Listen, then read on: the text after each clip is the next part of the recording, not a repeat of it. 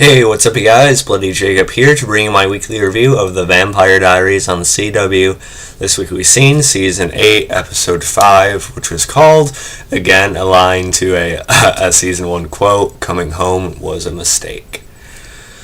And right off the bat, I want to apologize for the lateness of this review. I apologize for my late reviews every week, but sometimes there's different viewers and stuff, so they don't always know why I'm late every week I do a video on it.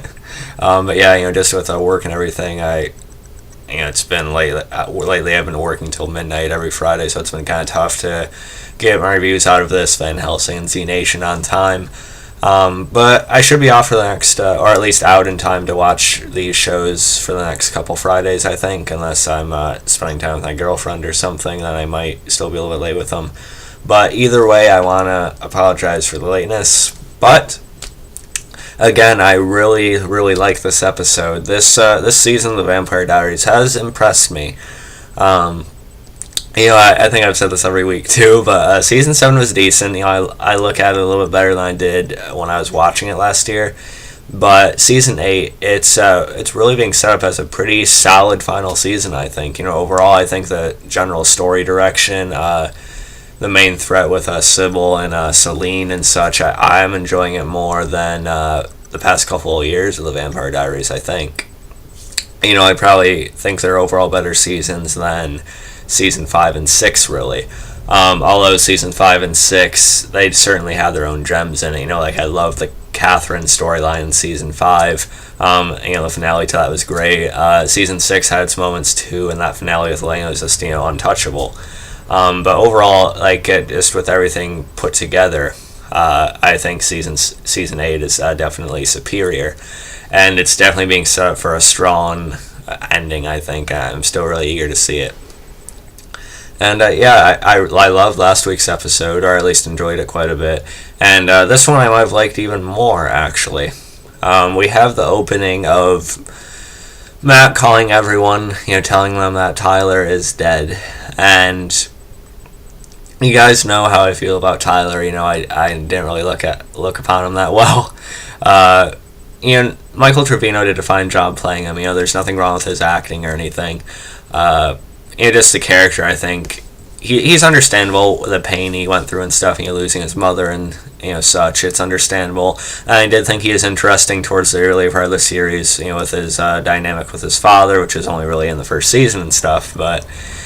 Over time, just how he went after Klaus and how he went after Haley and stuff like that on the originals, it just made him come across really, more on the petty side of things, even though it's understandable why he would go after Klaus. But I just think Tyler became a little bit more annoying than anything. And but still, I appreciate how these scenes were done. I like the music to it and everything. If I actually liked Tyler, I'd probably be hit pretty hard in the feels there, I think. And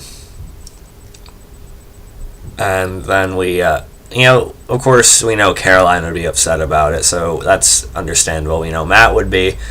But, Stefan, I don't think Stefan ever really liked Tyler that much. Come on.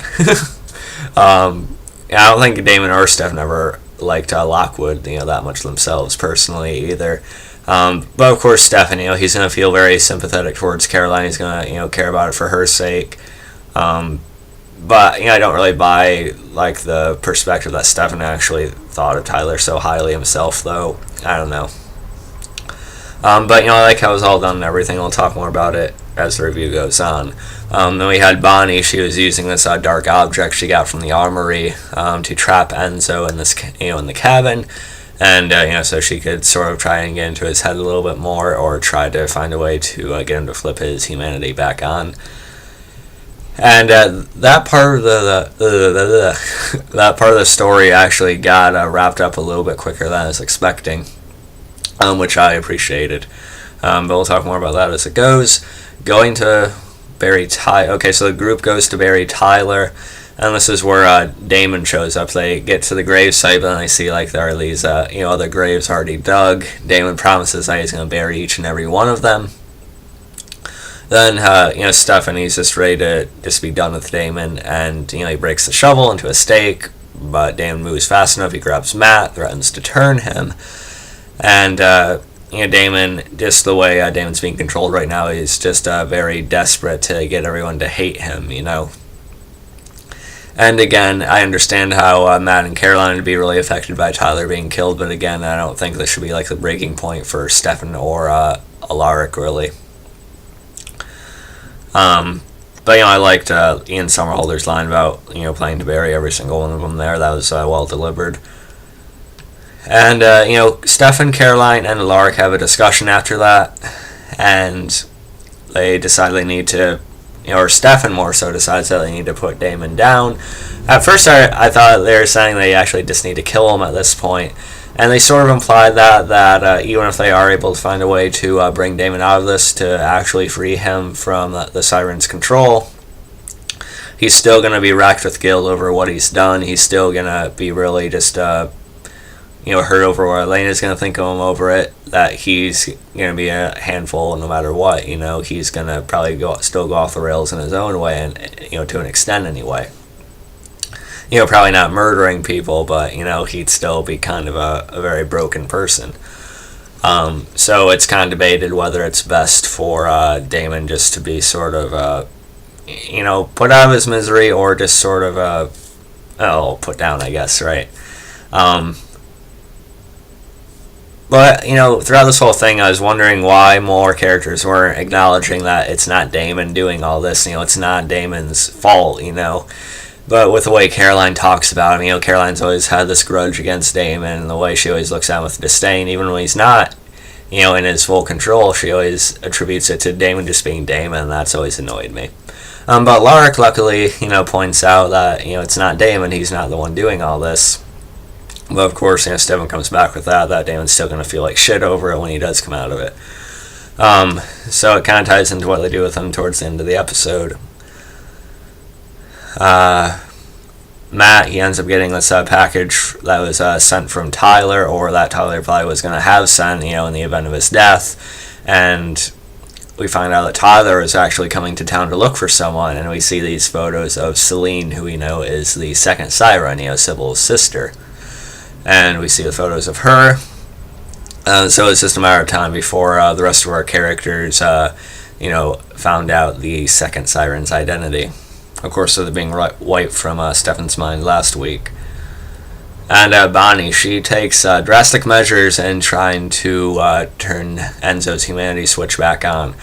But something that really fit, she tied back to, Damon leaving Enzo to burn, back at the... why am I suddenly forgetting the name? Back at the whole Whitmore thing in season 5. And she uses this, as a way to make Enzo think of his fear of abandonment, being left alone by those he cares about. Happened with Damon, and now Bonnie was basically putting the thought in his head that she was going to leave him in the same way. Which, of course, is psychologically cruel and stuff, but this might actually trigger, a more vulnerable side to him again, so it would make sense.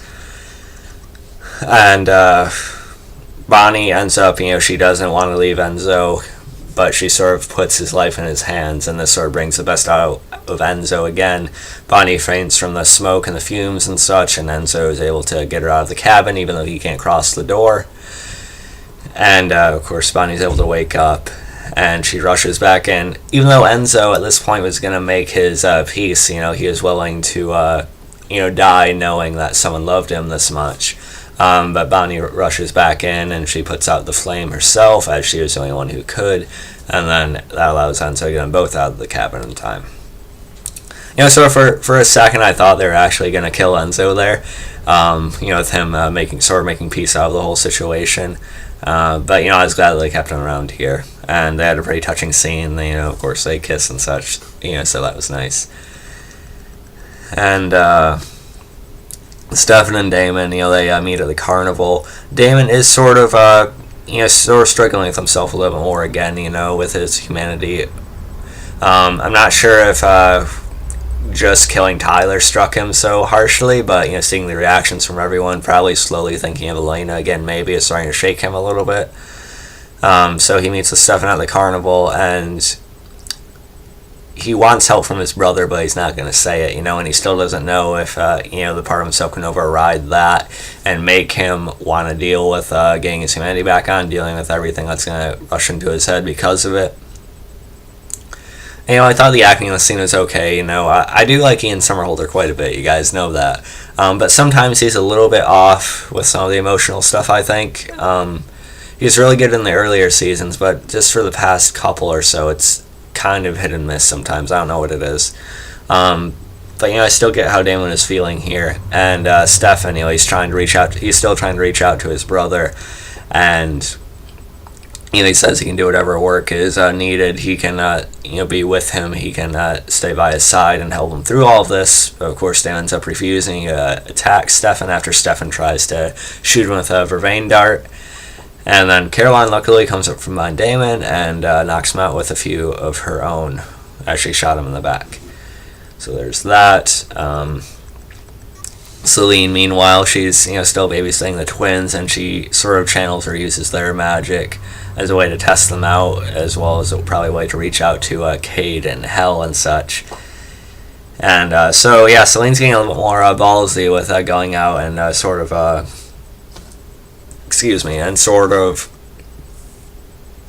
going forward with her plan and such. So we know that the plan's probably coming more to that the plan's probably coming to more of a fruition if she's willing just to take the kids out like this. Although, the time she took them out everywhere else, maybe she was using them at those points too, who knows. And Stephanie ends up wrapping Damon in chains and sealing him in the coffin, probably only to release him when the time is right. Georgie, her body, we've seen her sucked into that abyss last week, and you guys, if you see my video last week, that's sort of giving me hope that maybe if Cade is killed, we could see like these people released somehow, like we could somehow see Catherine again or something. But it sort of gets countered because we have Georgie's bodies, her body is found. It looks burned. We see the of course the mark, the tattoo on her stomach. So it makes me wonder what's exactly going on. Does like everybody that goes to hell just like turn up like that, or is it like a special case? Is something else going on? I don't know. But it makes me doubt the return of Catherine a little bit more again, unfortunately, although I would love to see him bring her back somehow. I still think it's possible. But yeah, we'll see what happens. Sybil, she ends up escaping because the guy Alaric had left to keep bringing the fork had left to go find Georgie's body, and so Sybil's able to escape. And then she frees Damon, and Damon's just completely cold, completely void of any emotion at this point. She gives him a guy to feed on. But we also had a happier scene towards the end. We had they had more of a final goodbye to Tyler. I don't know why they were doing it. With the way it went, I understand why they did it at the carnival, but you'd think they do it at like the grave or something. But they had words about Tyler. Enzo said how much he respected him, even though they hardly interacted. But I don't know. Like I said, I just don't. For some of these characters, I don't buy that they cared that much about Tyler personally. I get Stefan, caring about how everyone feels about it, but I don't think Stefan really likes Tyler that much, honestly. But again, I said that already, so. But Enzo supposedly respected Tyler for facing the darkness within himself and winning. And I like the tie back to Stefan. He talks about the moment in season 1 where he went up on the Ferris wheel with Elena, and basically said that they still need to live no matter what kind of stuff they're dealing with, basically. And so I like that tie back. And then he turns electricity to the carnival on, and we see him. It's kind of funny, we see him, Caroline, and Matt doing the bumper cards and stuff. So it was kind of a fun, scene. Like I said, Sybil frees Damon, and then Caroline, she shows Matt photos of the twins, and then that's when Matt sees Celine. Of course, he recognizes her from the photos Tyler had sent him now. And then Alaric and Caroline rush home, and then the twins are gone. So now we know the identity of Celine is now just out there. It's public knowledge now, so that's good. They're not going to delay it anymore. So yeah, overall, I really like this episode. It's continuing the trend of just building a really strong final season for the show, I think. And I don't think Celine and Sybil are the best villains of the show. That still goes to, Klaus, within the first few seasons. But I do think Celine and Sybil are better villains than, say, like your Travelers or Silas and Katsia. And I honestly think they're a little bit better than Kai, at least for me personally. I think Kai was a tad bit overrated. But, yeah, so I think it's a really strong final season so far, and I was really happy with this episode. Looking forward to seeing where it's going. But for some reason, there's not going to be any new episode this next week. I don't know if they're taking the week off for Black Friday or something. I know Thanksgiving's on the 21st, but that's on not on the 24th, but that's on a Thursday, so I don't know why they're skipping over this Friday.